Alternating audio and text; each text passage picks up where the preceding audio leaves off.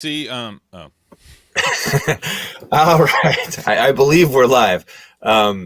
So, good morning, ladies and gentlemen, people of the internet. Welcome to our weekly interview and concert series. Today, we have the wonderful pleasure of having the great drummer, and composer, and educator, and radio personality, Matt Jorgensen. Matt, thank you for joining us. hey, thanks for having me. Of course. Before we get rolling here, I want to make sure, I always forget to do this until after we get the interview started, but if anyone has any questions for Matt or myself, feel free to put the questions in the comments, and we're streaming both via YouTube and Facebook, and we will try to get to all the comments if we can.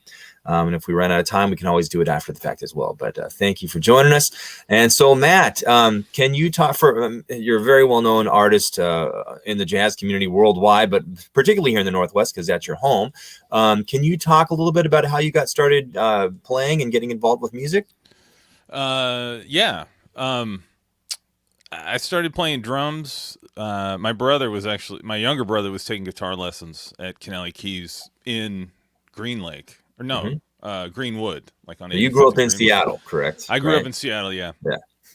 And my brother was taking guitar lessons, and I had always wanted to play the drums, and so I would have been a freshman in high school at this point, and so I went there to drop my younger brother off for guitar lessons, and I asked them, do you guys somebody teach drums here? And they're like, yeah, here's this flyer, and the flyer was for John Bishop teaching drum lessons at Canally Keys in Greenwood. Mm-hmm. And I started taking drum lessons with John Bishop when I was 15. And I wanted to get into marching band because I thought the marching band drum line was super cool. So I did that. I got in the band my sophomore year, 10th grade. And so I did that. And, I played rock and roll. And I kind of wanted to do it, I think, continue. And after we didn't really have a jazz band at all at Ingram. I went to Ingram High School, and like the tiny bit of senior year, they started like a kind of a stage band, pseudo jazz band, but I didn't know what I was doing. Yeah. And I've told this story a lot. So I was going to go to Shoreline Community College. I knew I wanted to do that. And my father at the time signed me up, unbeknownst to me, for a Tuesday night big band every Tuesday night for 8 weeks over the summer. And I got there and we start playing, and it was Jeff Sizer was the director of the jazz band. And first tune starts, and I knew how to play a swing beat, and so the band starts playing. I think we played Big Dipper or something like that. Yeah. And so I started playing, and Jeff Sizer, the band's going. Jeff Sizer comes around to the back of the band where I'm sitting on the drums, and he talks into my ear, and he says, "I can tell you have no idea what you're doing, but it's okay. I'll show you what to do." So, at this point, I'm just like, okay, and then so he showed me how to do a bassy fill, and then and so then after that class, like I went and like crammed some drum lessons with John Bishop, like show me what to do, and we did all that stuff, and then we came back the next week and we start playing, and I had practiced all week, and Jeff Sizer gives me a thumbs up. So then, over the course of that 8 weeks, I practiced, learned how to read big band charts, got into the big band at Shoreline, where I met my friend Tom Abbs. Adam Rupert was in that band too, who's a band director around these parts. And we kind of had a little band, and we learned how to record at the recording studio at Shoreline, all that stuff. And my friend Tom then is like, "I'm moving to New York. I'm going to go to the new school." He's like, "You want to go?" I was like, "Okay." That's cool. So I applied to William Patterson. I applied to the new school, and I got waitlisted at both schools. I didn't get in. Yeah. I was like, well, I'll just go. I'll just move. And then I showed up to New York, and I went down to the new school office, and I said, "Hey, this is 1992. There's no internet, none of that stuff." So I walked down there, and I was like, "Hey, I'm here. Just update my address. If I get in, I'm here." And so then the next day they called and said, "Hey, you can come." Awesome. So I went, and then, that was kind of my start. I didn't know anything when I started. I didn't even know, I think the point is, for younger students, it's like, be humble and learn, and always present yourself with opportunities to learn. Well, that seems to be a common theme, like with many of the people that I've interviewed so far. It's just no one knew anything. You got to start somewhere, and that's kind of, a lot of us that have been playing for years. If we do any teaching, you deal with students who are like, I don't know how to do this. It's like, well, you just got to start with this. You got to start somewhere. But I want to go back to when you were at Shoreline. So once you were hanging with John, who's a very well-known artist and around the area, and also worldwide now with the record company. Was there anyone else, once you started getting interested in jazz in the Seattle area, did you go see any clubs? Were there any sessions or other musicians that you hung out with and played with, or not so much? Yeah, well, I think the minute I got into it, it was really about, like, what is this? Let's figure it out. Yeah. Who do I do? I mean, I will say that I was very fortunate to just stumble across John Bishop, right? Yeah. But then, I went to I would go to his gigs and I'd watch, and there was like so many gigs happening at that time. Yeah. So we're talking about early 90s. Yeah. So this would have been fall of 1990 that I started at Shoreline, right? Yeah.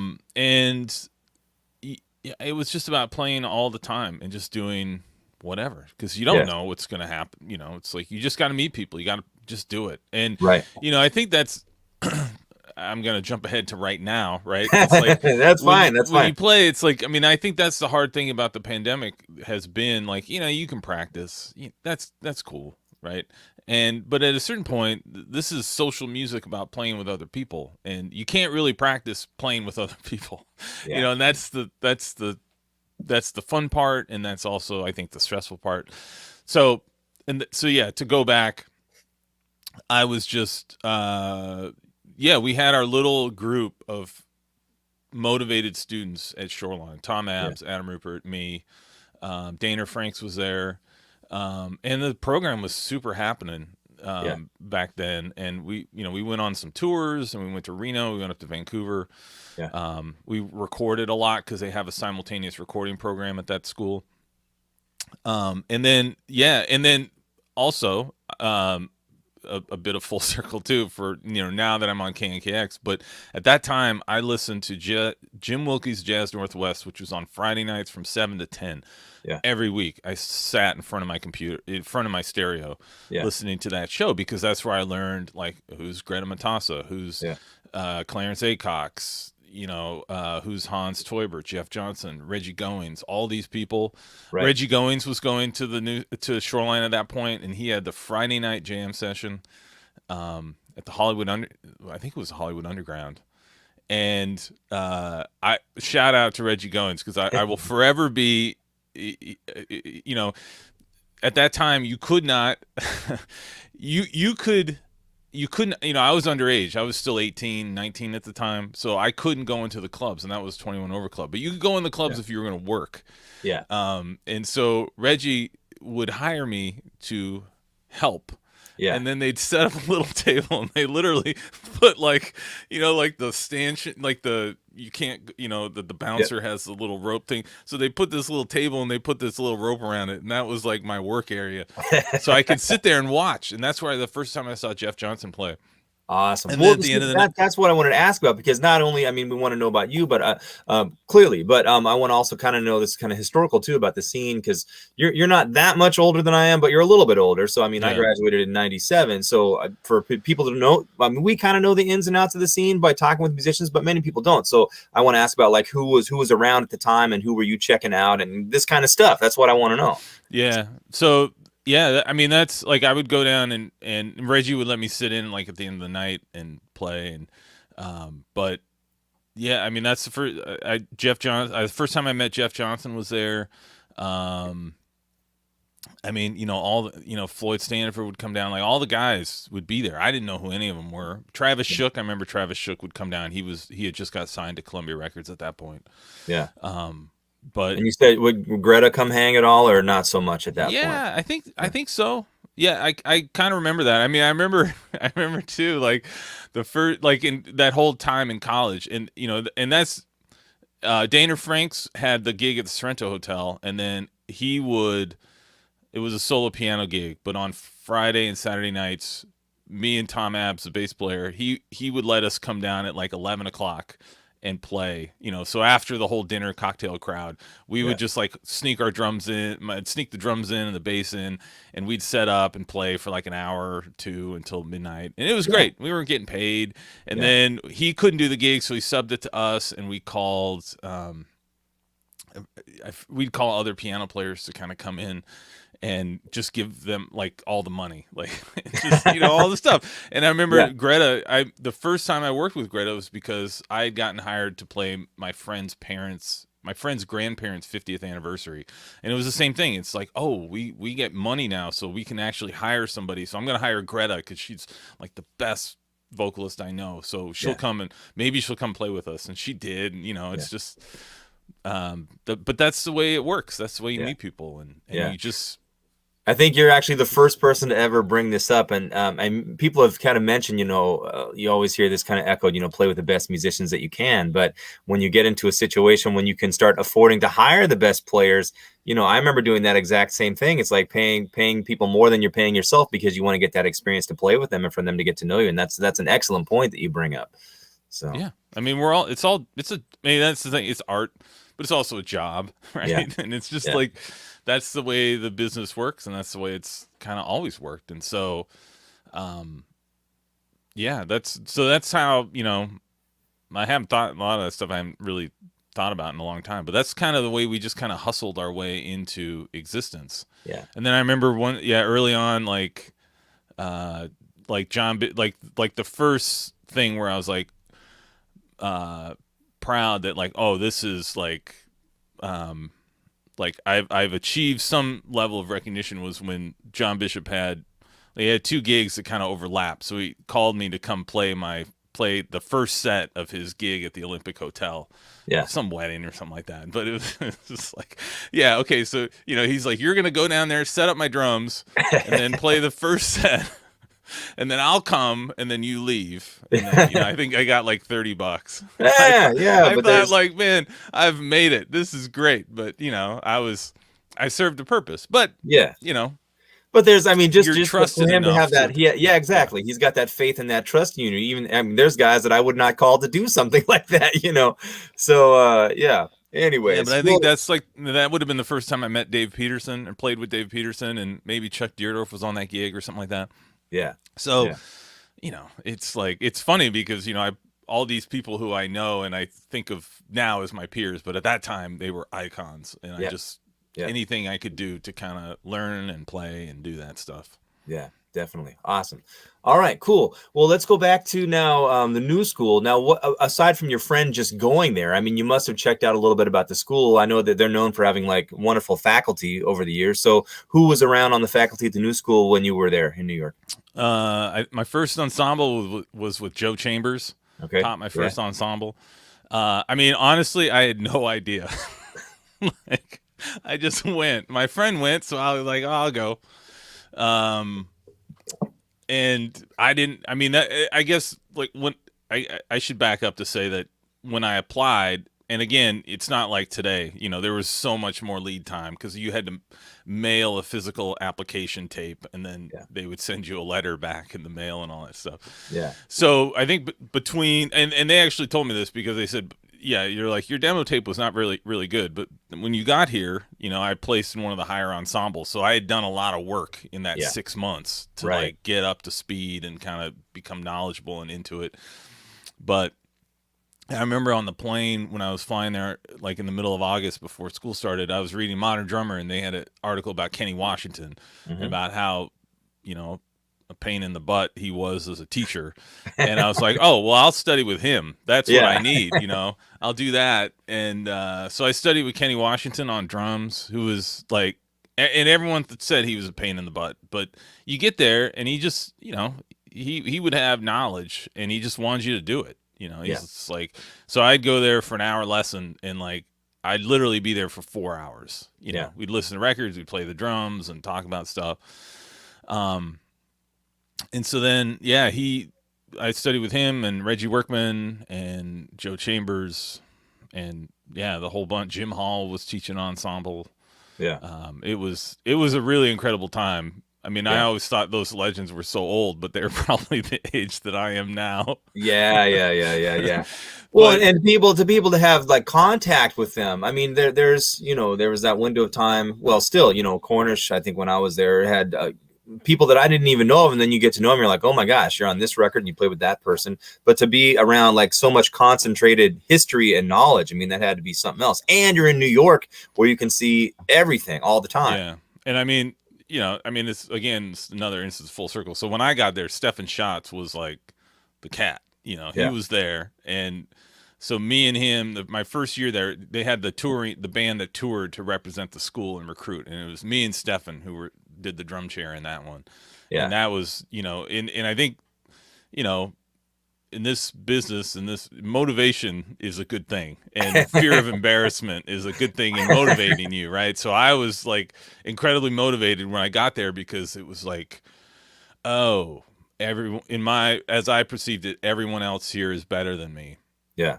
So I really need to focus on trying to get better and Yeah. learning and just and it was, it was an incredible time. There was gigs and everyone, the school was an absolute dump. It's like the building now, they have a new building now, but yeah, but just to be there and to be in that circle of like Adam Cruz, the drummer, was there, Stefan, Chad Taylor, Joe Strasser, Brian Floody, all these guys who are out working all the time now.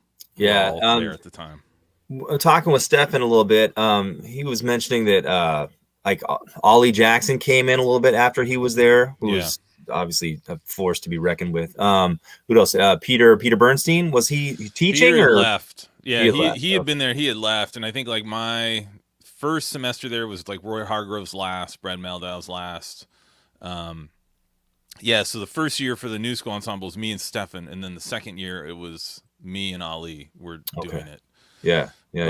Just an incredible pool of talents. Unbelievable. Yeah. Well, and so being in the city there too, I imagine at that time, the period, the young lion period that was capitalized on so much with the record industry at the time.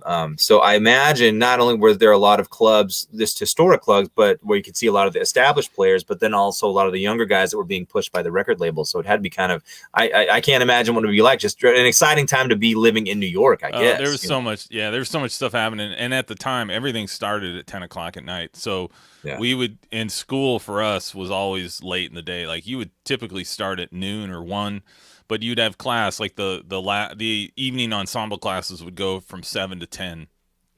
So we'd go to school from noon until 10, and then go out and hear music and do stuff, and that's part of the reason why were there school started at noon. Were there a lot of opportunities as a student to work outside of like school functions and things? Or Oh yeah, all the time. Like, and Larry Goldings had gone. I think he went to the new school, but he had left. And I remember, like, Joe Strasser was always subbing with Larry. He knew Larry, and they were always playing together. And it it was competitive, but also supportive because you would see guys would have gigs, and you'd go and you'd see that, and just everyone wanted to. Yeah, it was the center of what we were all doing at the time. Yeah. But here's a question for you, and this is not meant to be a difficult question, but just your perspective, because you've been heavily involved in not only playing on the scene in Seattle for a long time, but growing up here, and then also producing a lot of different things, festivals and concert series and things of that nature. In my opinion, Seattle is a well-known hub because there's so many great artists and so much support for the arts. But in comparison to a place like New York, how would you compare the Seattle jazz scene? I mean, there's lots of other great music scenes in Seattle too, but the jazz scene compared to New York, how would you compare? Are you? I mean, I don't think you. Well, I don't think you can compare it. I think there are regional scenes all over the country, all over the world, right? I mean, I will say back at that time, jazz was much more thriving in terms of venues, like all over the place. I mean, Seattle had a ton of clubs at that time. New York had a ton of clubs, and now obviously both places, the number of venues has significantly decreased. Yeah. So yeah, I don't know.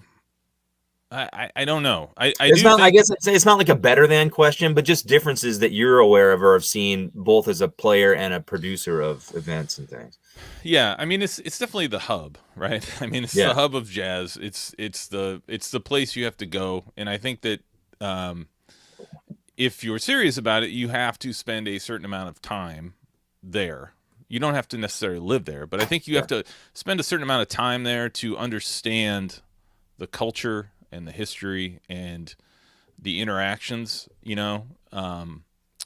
so uh, I think there's validity to that point. I mean, I yeah, will say, fast forwarding now, it's like, I write a lot of music for, some TV stuff and other stuff like that, which, the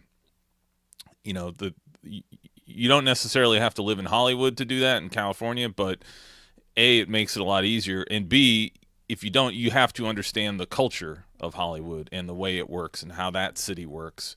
So I think, what it comes down to is informing yourself and making yourself knowledgeable about what it is that you want to do and what you care about. I yeah, think if you say, um, yeah, I have no interest in New York. I want to be a top flight jazz musician, but I have no interest in New York and anything it has to offer. It's kind of like, okay, well, good luck yeah, on that. yeah, exactly. Yeah, But I think if you want to do it, you would, anything. If you study European history and have never been to Europe, you're gonna not completely fully understand that yeah, yeah, discipline. So yeah. Excellent point. All right, well, cool. So you're in New York. You're at the new school. You wrap up school. What happens? Where do we go after that? I hung around. I left. We had an apartment with some friends, and I was there for a total of 10 years. So I was there probably 8 years after I went to school. I just did gigs. I worked odd jobs. I just kind of did whatever I had to do to kind of facilitate being there and having gigs and doing stuff. I mean, Yeah, I knew eventually I didn't want to, I never 100% enjoyed living there. I love New York. I love visiting New York. I knew I didn't want to live there my entire life. So in 1997, John Bishop had started Origin Records, I think in September of 97. And because he had 4 records that were all, he played drums on, he did the covers for, they're all at the same time. So he's like, well, let's put this as a label. And I think a couple months after that, I had a record that I did with my friend Alex Graham, Whitney Ash, and Gary Wong, and we had this band Radio Action, and we'd record a record, and we're like, well, let's put this out. Well, maybe we'll do it on Origin. I had been futzing around with making websites, and I said, I'll trade you putting out a CD to John Bishop. I said, I'll trade you putting out a CD for doing the website. yeah. And that started my involvement with Origin Records. Right on. A 25 very long years involvement. later. You're still heavily involved. Yeah. Well, at Yeah. this point, I mean, without digging too deep into the history of the label, you guys are known worldwide as a very strong record label, but also too, how many albums, just ballpark, have you guys produced at this point? It's over 650, 650. Wow. So not sure the exact number now, but it's a lot. And yeah. It's an artist cooperative kind of structure, which was very unique at the time, which has now become more and more of the norm. Yeah. But we were broke at the time, and wanted to get our records out, and we did whatever it took to kind of get our music out and kind of do something. No one else would do it for us, so we had to do it ourselves, and that's kind of been our mantra ever since. And I say, we're the best at being broke because we've been broke the longest. So we have more experience at being broke than all the other record labels do. So, good. I will say one of my favorite albums that you guys have produced, which I was very impressed with, was Sam Yahel's Truth and Beauty with Joshua Redman and Brian Blade and Sam. How did that come about? Not a side note here, but I mean, the through line, and I say this to younger students, is that okay, you're in high school, you're going to college, you have to build a community, and you have to start doing what, if you want to do music, you need to start doing it in college, right? And you need to build a community, because like literally most of my work still to this day comes out of relationships that I had with people in college. So yeah, Sam Yahel, we went to school with Sam Yahel at the new school.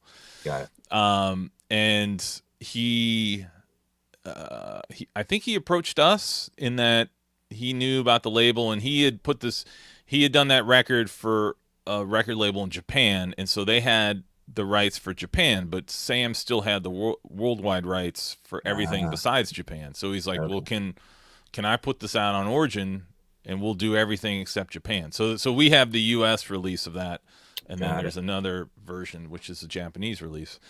But yeah, I mean that's how that came. And then I was producing a series for the Bumbershoot Festival, and so I managed to bring Sam out for that, and that was me, Sam, and Mark Taylor did some gigs.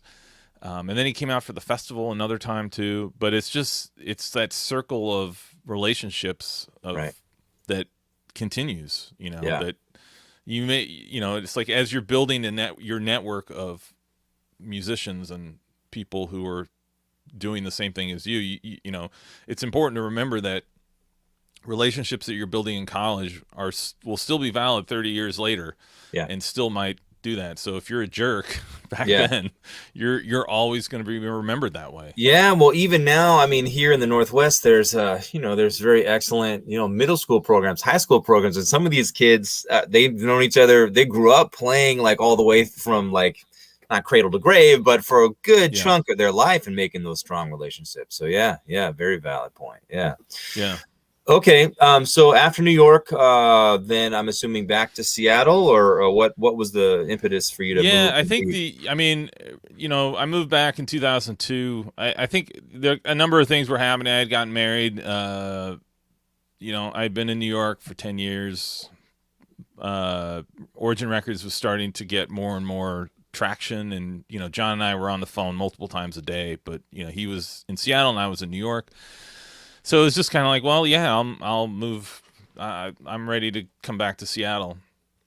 And so John was living in a place in Ballard in a apartment building. And so I ended up getting another apartment in that building. And then we rented out a studio apartment as well in that building that served as the office for Origin Records. So yeah, that would have been 2002, summer of 2002.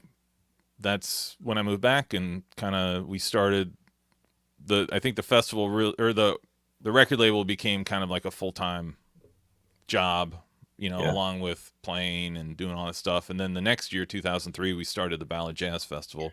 Yeah, that was my next question. So I'm glad you're going there. So, so that was 2003, and that was began by the record label, or how did the idea to do all this come about?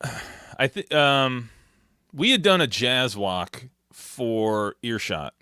I remember that. And Earshot said, well, we'll give you this night, Tuesday night, do 5 bands in 5 venues, and we won't book anything else. And then they did book something else. And so I remember thinking, true story, like at that point, because I think we must have had like 30 musicians or something like that. We had 5 bands, and we had guaranteed everyone $100 or something like that. Yeah. And we had pre-sold 18 tickets. And I remember thinking like, 18. Well, I was like, I know my mom's coming and I know my dad's coming. They haven't bought a ticket. So maybe we're up to like 22, But I think we had like 250 people. I mean, it was packed. It was we ended up being able to pay everyone and pay ourselves, and it worked out. And then the Ballot Chamber of Commerce approached us after that about starting a full-on type jazz festival, which we did. So first there was that would have been, I wonder if that was fall of 2002. I can't remember. So the first jazz walk was, backstopped by Earshot, and then it became the Ballard Jazz Festival with the Ballot Chamber of Commerce, and then eventually just became Origin Records and the Ballard Jazz Festival. Yeah, and it's been very successful. I mean, not given the last couple of years, which have been kind of a mess, but it's always had great lineups. Can you just for people that aren't familiar with it, I mean, it's got some very talented local artists as well as a long list of very well-known, worldwide known, recognized great artists. Can you list some of the folks that have participated at the festival over the years that you've been very happy with? Yeah, the first one we like. I mean, and again, like going back to what we originally were talking about, like when you're hiring musicians, the first one was like, well, what can we do? Like, we have a little bit of money. I was like, well, I really love the Brian Blade Fellowship. Can we get them? Yeah. And then I had a friend who put me in touch with John Cowherd, who's Brian's friend and the piano player. And he's like, well, we haven't really done a gig in like 6 years. And I was like, well, can you do one? Let's do it. He's like, okay. And let me call Brian. So that ended up working out, which was like, I mean, it's just like thinking back, it was like unbelievable. And after that, they ended up doing another album and doing some more gigs. So I don't know if I can take credit. I will, but may as well. Yeah. No one's watching this anyway. Yeah. But we had Matt Wilson, the Mouton Brothers. We've had Lee Konitz play, Mike Stern, Gary Bartz. I mean, it's kind of, I mean, every year we generally will bring in 1 or 2 national acts and then feature a lot of the regional local acts. Yeah. But part of it really is kind of like, who do we want to get? Like who would we love to see, you know? And it's that same thing of when I was 18 years old saying, maybe Greta will play at this gig with me. And it's the same thing, you know, you just like wonder if Gary Bartz will do it. Wonder if, you know, Eric, you know, I had known Eric Alexander, Peter Bernstein, they've done it a bunch, and Larry Goldings came and do it. But it really is just kind of like our, you know, our tastes and what we want to like who we want to hang out with, really. Yeah. I mean, that's kind of what it is. And some of those guys, I think was Eric Alexander one of those two, and I believe, did he play at the festival? I think he has. Yeah, he's done it like 4 times, I think. Yeah, but when he comes out, he's coming out as a single. He's not bringing out a whole band. He's coming out and then playing, you know. Correct. Yeah, got it. Yeah, but sometimes you'll have full bands too if it. We did in the early days, but I think like logistically, you know, given the size of the venue, how many tickets we can sell, the revenue, it just makes sense to bring one guy. But also that has a side benefit of being able to, you know, pair them up with local people. I mean, you know, this is the last year that we were able to do it before COVID. You know, Ernie Watts, you know, New Stories, Mark Seals, Doug Miller, John Bishop, you know, being able to pair those two up, that was the first big record for Origin Records, their record 20 some years ago. Yeah. And to kind of have them reunite and do that stuff. And two, you know, that's the way the scene has worked from the beginning of the era, you know. So many guys, you know, of the older generation of cats, you know, I mean, you know, Jeff Johnson will sit around talking about playing with Chet Baker when he came through, I think, Oklahoma at the time. But like, you know, that's kind of the thing. And I mean, I will say too, I mean, I've been able to back up a number of the artists who play at the festival, and that's, you know, it's the same, you know, the way I was hustling to play with people I want to play with at 18, 19 is the same way I do it now, and it's still that same thing. Yeah. Well, I think a lot of times audiences and even other musicians that haven't had those experiences don't come to that conclusion. I think this is good things for people to, these are good things for people to hear, to kind of see, oh yeah, that makes complete sense. So definitely. Well, we're over halfway through at this point. There's a lot of stuff I still want to talk about. So if anybody has any questions about Origin or stuff that Matt's done, you know, New School or all that kind of stuff, feel free to, or the Ballard Jazz Walk, ask about it. But I want to kind of switch directions here. Can you talk a little bit now? You just recently joined on with KNKX, and for maybe some of the older listeners that aren't aware at this point, it used to be KPLU, which is the very well known and beloved jazz station here in the Northwest. Can you talk a little bit about how that involvement came to be and your new program and all that kind of good stuff?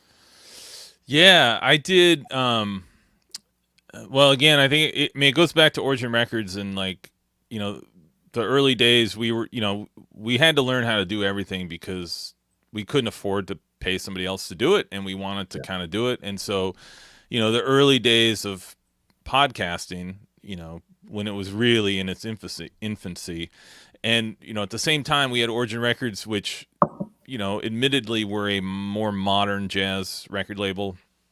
And at the time, like, a lot of jazz radio was kind of legacy recordings and playing, you know, classic. Lots of brushes. No stick. And I will say, you know, jazz, you know, having talked to a number of those things, jazz radio has really pivoted to supporting new music and what's coming out now. And it's it's very, we have a much stronger presence on now. But in those early days when we didn't have a presence on radio, I was like, well, let's just do this Origin Records online radio podcast where we play our own music and treat it like a radio show, and people can download it and listen to it all over the world.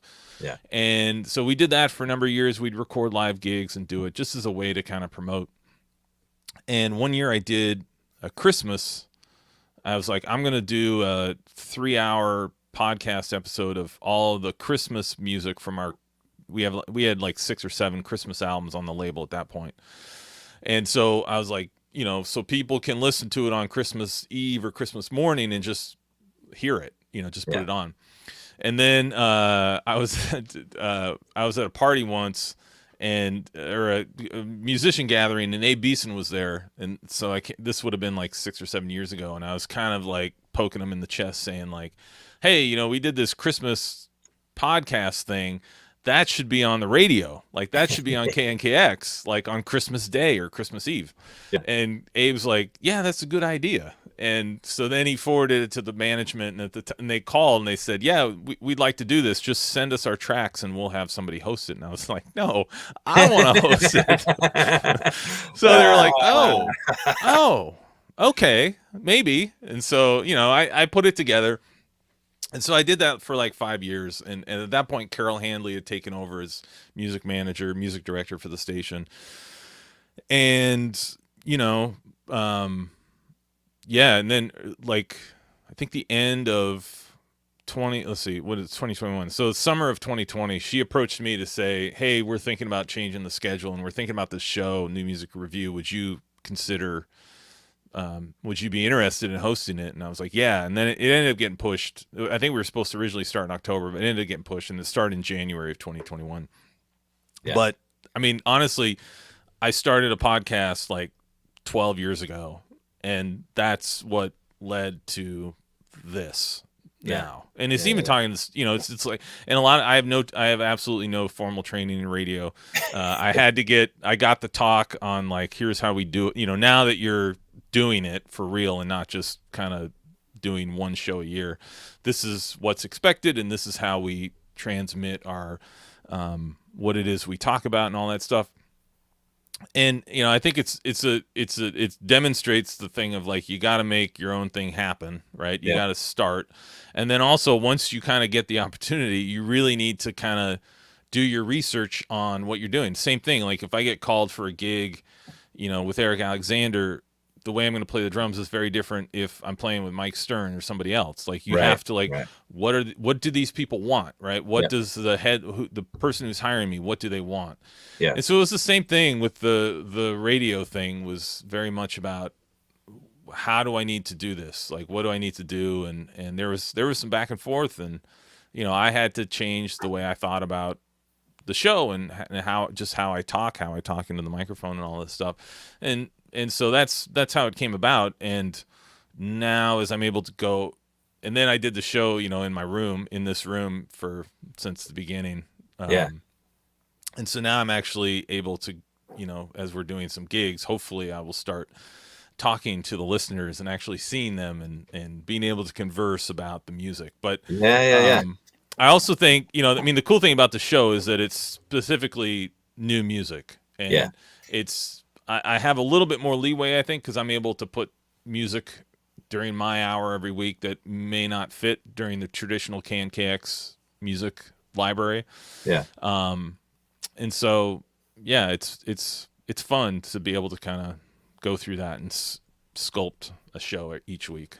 Yeah. Well, mimicking your conversation with Abe Beeson at the Christmas party, I'm going to tap your shoulder here and say, speaking of new music, I know you're aware of this, and I know many people are not, and they need to be aware of this, but Jeff Harper has made a brilliant Christmas music album with Snack Snurman. I can't remember the last name. I don't know this. Well, you don't know this? I don't know this. I'll send it to you. He has some interviews with Snack and Santa Claus and Elf's Labor Rights. It's quite good. It's quite good. But it's a holiday tradition amongst musicians. I'm surprised you don't know about this. Well, this will be my first. Yeah, this will be my first holiday shows for the New Music Review. So okay. So tune in. Yeah, for all of you out there, tune in every Saturday at 4:00. KNKX.org. Yes, yes, yes. All right. Well, talking with you a couple weeks ago, I was very happy to learn that you are going to be running the jazz department at Shoreline College now. Is that correct? I'm not running it. I'm high.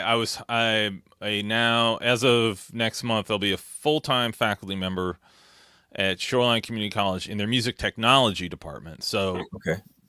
Shoreline is unique, and so in a way it's kind of like coming home, but Shoreline is unique in that they have instrumental music program and they have music technology, which is more, doing the running a recording studio, doing the audio engineering, also doing all the music production on your computer. When the program was very revolutionary at its time in the late 80s for teaching the art of working at a recording studio, recording, the art of recording music. Obviously, as technology has increased, now a lot of that's done on the computer, there.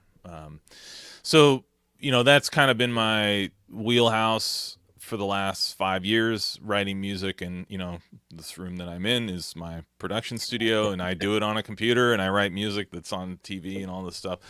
Yeah. So I've been teaching at Bellevue College for the last A class in music technology the last couple of years. And so, excited to return back to Shoreline where I started and to be able to kind of teach what I've been doing professionally for the last, X number of years. And also too, I mean, I think that, in the music technology department is me and Jeff Koshua, and both of us are musicians. Both of us deal with music tech on the computer and making music, but then we also have that music background, which so we're able to kind of float between the two. But I think, that's the reality now of modern music production, and it's even been amplified even more with the pandemic, is that I just did something where I needed some flute recorded that night, and I sent it to Rex Gregory, who's down in New Orleans now, but so I record drums here, he records flute in New Orleans, he sends me back the files, I put it together, I mix it and send it off. So so that's what I'm preparing for starting this month. Well, you've always got, I mean, as long as I've known you, you've been doing a million different things, a million different irons in the fire, so to speak. And aside from all this stuff, I mean, you're still gigging and putting things together in projects, one of which was really, really cool, and maybe you can talk a little bit about is you've got the 451. What's the international collaboration with you? Oh, Chamber 3. I'm sorry. Yeah. 451. That's another project. So you got a million projects. My old one. Yeah, no, the Chamber 3 group, which is you've guested with us, but it's me again. Yeah. So my first, I will say Chamber 3 is me on drums, Christian Eckert on guitar, and Stefan Weber. Stefan Weber on saxophone. Yeah. And then we have Phil Sparks plays bass for us here, and then Arnie Huber plays bass for us in Europe. Mm-hmm. But my first, one of the first days I was at the new school, I met Christian Eckert, who's a guitar player who was there. And actually my first paid gig was, so we got there to the new school, and they're like, okay, we're starting, they had this club called the Sazerac House, a restaurant that the school set up a weekly gig there, Thursday, Friday, Saturday. And they said, so we're going to hire trios, and on Thursday night, the school's going to bring in a guest to play. And so all of us are scrambling to form trios and do all this stuff. So so that was my first gig, like a month after I got there, and it was with Christian Eckert's group, and our guest was Ray Bryant, piano player. And so we got to play, and it was in the paper. I think the New York Daily News covered it. I have a printout of it, and it was great. And then the second one I did there, I think it was my trio, but Larry Goldings was our guest artist, so we got to do that. So wow. So anyway, same thing. And so Christian went back to Europe, and then there was a number of years where I hadn't seen him, and then I think All About Jazz had just started the website at that point, and I had a record with my Matt Jorgensen 451 group out, and then Christian Eckert had a record out, and I emailed, both of ours got reviewed, and I emailed I think it was Michael Ritchie at All About Jazz, and I said, "Hey, do you have his email address?" And so then we reconnected. I went over and did some tours. He came over and did some tours. We've done a number of projects, but this is kind of our newest one. Is the Chamber 3 group. Well, and you've put out a few albums at this point, haven't you? Of my own? Of Chamber 3. Oh yeah, we have 3. We have 3 records out. Okay. Any plans? I mean, things are kind of up in the air right now. Any plans to do another one? And the reason I ask is because last time, I think when I worked with you guys was at the Ballard Jazz Festival. There was some new material that you guys had, I believe. Yeah, that was our last record. I mean, the plan was we were supposed to go to Europe. I mean, I was supposed to go over to Europe last summer. That didn't happen. Then I'm supposed to go this summer. That didn't happen. Now the talk is maybe next summer, but I'm not holding my breath at this point. Yeah. So. Yeah. All right. Cool. Let's see. Well, at this point, I'm actually past time here, but I usually open things up for questions. So if any of our listeners have any questions for Matt or myself, please let us know at this time, and we'll do our best to answer them. And I'll keep an eye out here. If I miss them, sorry, and I'll just keep barraging Matt with questions here. Well, so aside from the Chamber 3 and I know 451, and you've had a lot of collaborations with great artists here in the Northwest. Are there any other current projects, playing-wise, gig-wise, and music-wise, that you're working on aside from the radio and Origin and possible festival and school stuff? Yeah, I mean, I'm in the middle of writing. My plan is to do a new jazz record next summer for my stuff. So yeah, I've pretty much done writing that. I mean, I think now that we're out doing gigs again, I mean, I'm still somewhat cautious. I have a 7-year-old at home, so yet to be vaccinated. So I don't want to put myself in huge venues for that stuff. But starting to go back and doing gigs, and I think for me, after not, I mean, playing, it's one thing to practice, I think, but the playing part is new again. It's exciting, but also terrifying again, because it's the same feeling of being back in college and being completely insecure every time you show up to a gig. I feel that way even before the pandemic. I felt that way. I know, but I feel like I'd finally gotten to a certain amount of ease, with my anxiety about performing live as I reached my late 40s, and now it's all back after being away from it for year and a half basically. But I mean, I've been busy writing. I do a lot of music for Channel 9, and if you listen to the Seattle Now podcast on KUOW, I wrote the theme for that, and I wrote the theme for Crosscut Festival, and I'm working on a couple projects for TV right now that keep me busy. Right on. But yeah, it's just keep going, keep staying productive, and getting ready to teach and do all that stuff. We're going to be playing some of your original pieces today. Are these some of your newer pieces, or are these pieces from past projects that you've worked on? Those are both. I have the I'm doing a tune from the we're doing a tune called Ridgecrest from the In Unity record that I did with that was Human Spirit, the band with Tom Marriott and Mark Taylor. I wrote that for the record that we did called In Unity. I think we're doing are we doing the Sparks? I think I sent that. That's one I wrote for the Chamber 3 project for Phil, in dedication to Phil Sparks, which is great. It's I always tell students, like, that was one where I was literally banging my head against the computer keyboard for 2 days trying to write a song. And I was just like, screw it. I'm going to just get up and go to sleep or something. I stood up, and the minute I stood up and turned, I had this idea for a bass line popped in my head, and then I sat back down, wrote the melody, and finished it in like 5 minutes. Yeah. It's just like, but you have to go through those 2 days of torture to get to that point. Yep. So.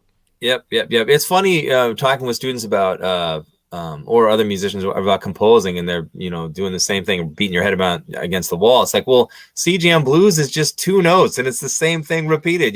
We don't have to reinvent the wheel. It just has to feel good. But anyways, there's a question that's coming in. So I'm curious, considering how many different hats Matt has worn, what does he think is the most important / fulfilling work that he's done? Oh, it's interesting. I think fulfilling to me. I mean, yeah. I think that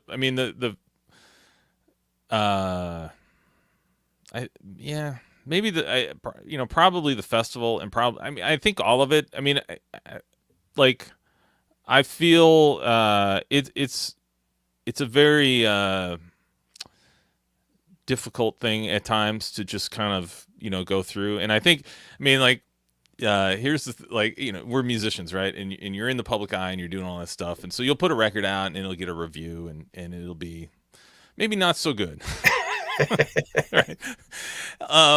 And and that's the point. Like, it's just like, can you imagine, if your job at, like, Joe in accounting, yeah, Joe, I'm just going to critique your submissions of these forms here. I mean, yes, you did submit them, but they were not, it's just like everything that I do gets critiqued or judged or all that stuff. Yeah. So I think for me, the most fulfilling thing is just to talk to people and to be able to hear their reaction to something that I've done. And that's always, that's always just nice, right? Yeah. And I think that and I tell this to musicians too a lot of times, because I think the nature is to be self-critical, and somebody might come up to you and say, man, I really enjoyed that show, and you're maybe thinking like, yeah, I didn't really sound the best, or I didn't like that, or did that, and you will dismiss them. And somebody pointed out to me once, like, you're dismissing their feelings, which is kind of, lame. I mean, you're kind of being a jerk when you're dismissing somebody's feelings when they take the moment to come up to you and say something positive or reaction. Yeah. So, I think that, and I've told, like doing for instance, the Jazz Festival, for example. I mean, there's so many details. I mean, Cream, this, like, yep. You're just, you will never, no matter what you do, you're never going to make everybody happy. There's that. Yeah, there's that. Or you're just like, I just want to play the drums, but then somehow I'm stuck. I mean, the famous one was, we had finished the festival at the Nordic Heritage Museum, and like everyone had gone to the after party. I'm like the last one there cleaning up stuff, and the caretaker comes and says, that's great. Like, who's going to mop our floors? And I was like, well, I guess it's me now. So, it's like all this stuff, and at a certain point, it's a lot. Sometimes it's a burden to carry. But then I see people that I haven't seen for a year, who come to the festival every year and support what we do. And it's like that.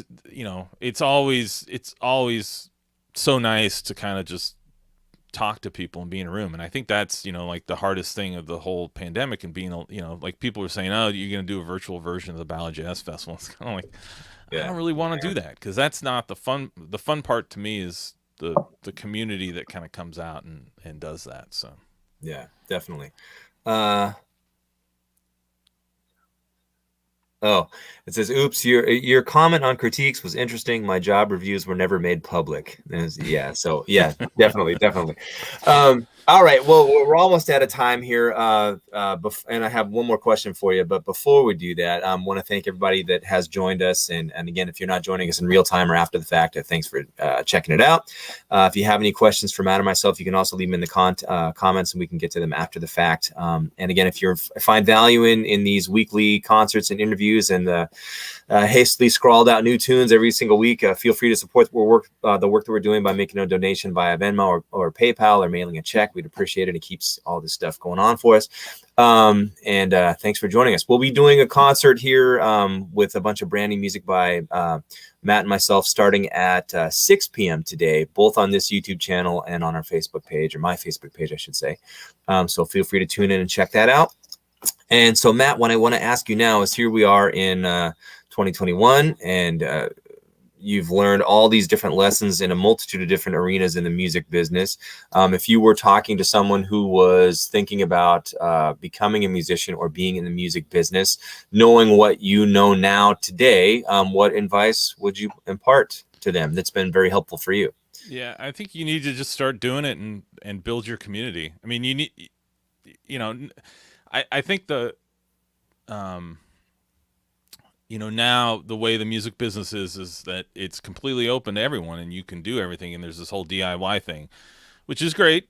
But I think also too, there used to be an ecosystem of all these people who had a role, whether that's record labels, venues, publicists, all this thing.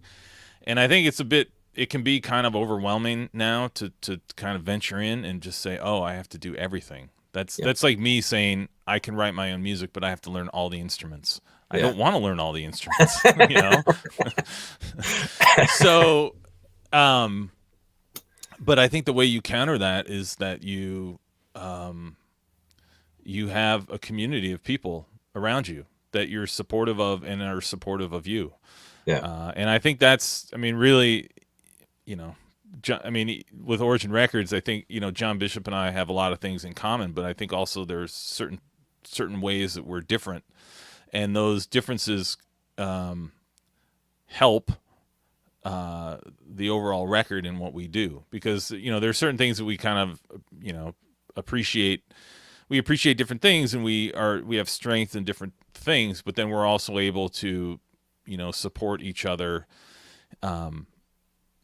with encouragement or critique, and which ends up making the overall thing better. So you're really only as strong as the people around you. And I think, you see that a lot. And I think that's the thing that I see with, some of the younger generations, is that they have their little bands and they have their thing. And I said earlier, it's like, oh, I got the opportunity, early on I have this gig, maybe I can hire somebody, pro, and bring them in and meet them.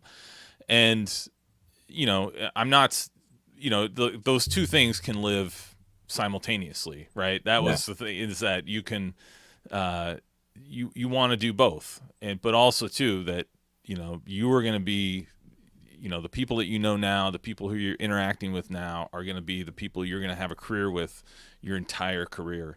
And that circle is only going to expand. And you want to make sure that you're a supportive individual, you're a supportive musician, you're a positive musician. That's, I tell, again, when you're out on tour, it doesn't really matter how well you play. It's how you are on tour to be with. That's right. Anyone can play. There's so many great drummers. There's so many great bass players. You could be replaced in a heartbeat. And usually the reason that people are not, the reason I bring people into my circle is because I want to be creative with them.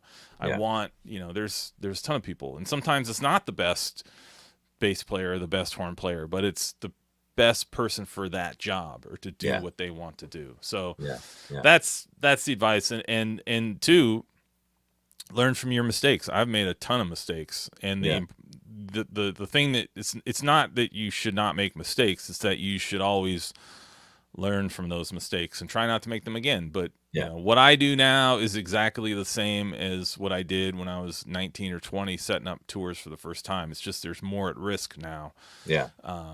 So, but the skills are the exact same thing, and it's all the stuff that I learned when I was young, just trying it out. Yeah. Just no more MySpace. We've evolved from MySpace. So. I think my page is probably still active. Lots of spam on there now, for sure. All right, man. Well, Matt, thank you so much. I'm looking forward to playing some music with you here in a few hours. So, and for all of our viewers that have joined us, thank you. And if you'd like to check out the music, tune back in at 6 p.m. Pacific Standard Time. See you then. Thank you, Matt, so much. Appreciate it. Thanks, everyone. Thanks, Cream. Thanks, everyone. All right. Take care.